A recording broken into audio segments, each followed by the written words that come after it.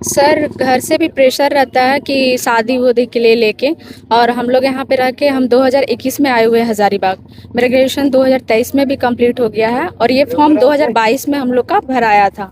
2023 में यही form update हुआ है। 24 में इसका रनिंग हुआ है। उसके बाद 25 में कहा गया था कि एग्ज़ाम लेगा मार्च में, बट उसको भी फिर डिले करके 90 दिन का समय दिया गया।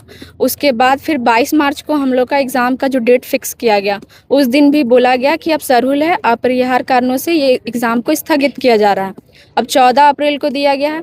उस दिन भीमराव अंबेडकर जी का जयंती है।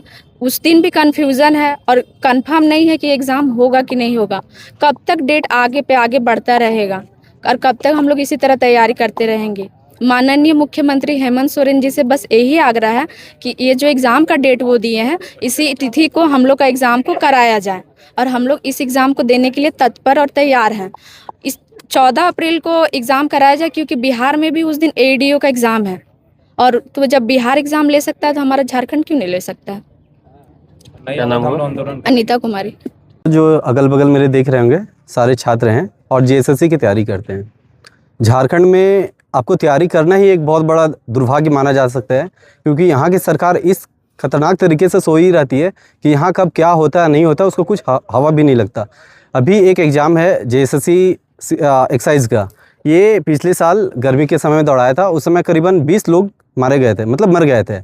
उसके बाद हम लोग बहुत हो हंगामा किए थे, तो एग्ज़ाम का बोला गया था कि लेंगे। अभी ये 14 मार्च को समय दिया गया था, नहीं 22 मार्च को दिया गया था। अब उसको फिर से अपरिहार्य कारण से बोल रहा है कि ये हम 14 अप्रैल को लेंगे।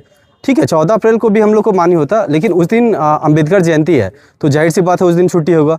तो कहने का मतलब ये है कि क्या जेएसएससी आयोग में जो अधिकारी बैठे हुए हैं वो नशा करके ये डेट निकालते हैं या क्या करके निकालते हैं कि उनको ये नहीं पता होता कि हम जिस डेट को दे रहे हैं उस डेट को एग्ज़ाम लेना पॉसिबल ही नहीं है। तो हम सरकार से, आयोग से ये मांग करते हैं, आप जब भी इसका डेट दें उस समय डेट को पूरा वेरीफाई कर लें कि इस डेट में हम एग्ज़ाम ले पाएँ। ऐसा एग्ज़ाम ना दें कि छात्र दिग्भ्रमित रहें, कन्फ्यूज में रहें कि एग्ज़ाम होगा नहीं होगा, होगा नहीं होगा। इस तरीके से बहुत सारी बात है। अगर आयोग हमारी बात को नहीं मानती है तो हम इस बार आयोग जाएंगे। जैसे पिछली बार बहुत सारे आंदोलन हुए हैं, सीजीएल में हम लोग गए थे, कितना भीड़ लेकर के गए थे, और वहाँ ठीक है हम लोग का पक्ष में नहीं हुआ फैसला, अलग चीज़ें हैं। लेकिन इस बार अगर हम लोग जेएसएससी ऑफिस जाते हैं तो ना तो उसके एक अधिकारी को बाहर निकलने देंगे, ना तो अंदर घुसने देंगे। हमें ऑन द स्पॉट उसका फैसला चाहिए कि किस दिन आप एग्ज़ाम ले रहे हैं, उस दिन एग्ज़ाम चाहिए, मतलब चाहिए। जैसे कि हम लोगों को उत्पाद सिपाही का फिजिकल 2024 अगस्त 2024 में कंप्लीट हो गया था। उसके बाद गवर्नमेंट के द्वारा, झारखंड सरकार के द्वारा एक टेंटेटिव डेट दिया गया कि 3 महीने के अंदर जितने भी प्रक्रिया कंप्लीट नहीं हुई वो कर लिया जाएगा। उसके बाद से एक डेट दिया गया कि 22 मार्च को आप लोगों का एग्जामिनेशन उत्पाद सिपाही का कंप्लीट कर लिया जाएगा। आज से 2 दिन पहले एक नोटिस आया जेएसएससी की ओर से कि अपरिहार्य कारणों से आपका एग्जामिनेशन स्थगित की जाती है।